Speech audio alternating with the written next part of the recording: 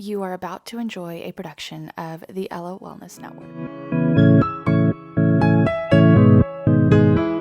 This is Wellness Fixes the Pod. I'm your host, Dr. Kelsey Vick, and we are about to get hotter and smarter in 5. Let's get into it. The menstrual cycle can be so confusing. So let's get hotter and smarter in 5 as we talk about the basics of the menstrual cycle through the lens of the ovaries. So during last week's episode of Hotter and Smarter in 5, we covered the uterine phases of the menstrual cycle. And I feel like a lot of the confusion when it comes to the menstrual cycle and the phases that we're in is because not many people distinguish between the different parts of our reproductive system and which phases we're talking about given the different organs. So last week we covered the uterus, which includes the menstrual phase, / period, the proliferative phase, ovulation, and then also the secretory phase. This week we're covering the ovarian phases. This is how a lot of people usually categorize things, where follicular phase and the luteal phase. So again, if you, like me, were also confused on which phase comes when, and the secretory phase or the follicular phase, we're talking about two completely different cycles that go on at the same time. They overlap,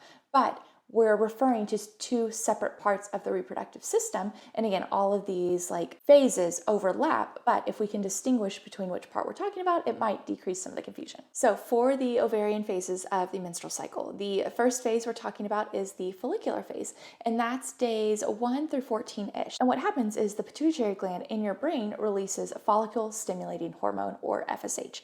FSH then cues the release of the dominant follicle from the ovaries.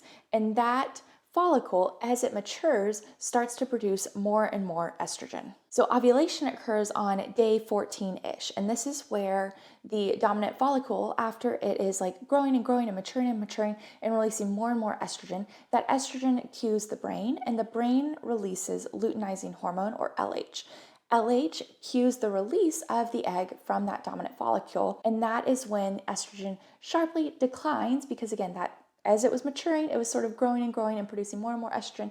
And now that it's released, the estrogen sharply declines. And then the last phase, when we're talking about our ovarian phases of the menstrual cycle, is the luteal phase. And that is around day 15 to 28-ish, so that back half of your cycle. That's when progesterone rises to help support the fertilized egg, if that were to happen. If not, it rises and rises and rises, then peaks, and then starts to decline in preparation for that cycle to start all over again. So again, that was the ovarian phases of the menstrual cycle, the hormones at play, and I feel like that's where a lot of people start to call different product categories by, follicular phase workouts or luteal phase workouts, but you might also hear proliferative phase or secretory phase. So I hope this sort of cleared up some of the confusion, and now we're all a little hotter and smarter in 5 minutes as we either learned about the menstrual cycle for the first time or relearned and recapped what we already knew about the menstrual cycle. We've done a deep dive on the menstrual cycle and the inflammation involved in the menstrual cycle, why inflammation is necessary for the menstrual cycle.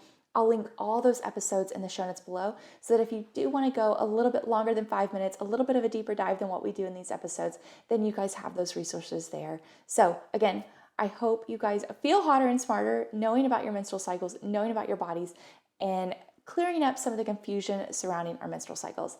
Thank you guys for joining me for this episode, and I'll see you guys again on the next Wellness Fixes the Pod episode.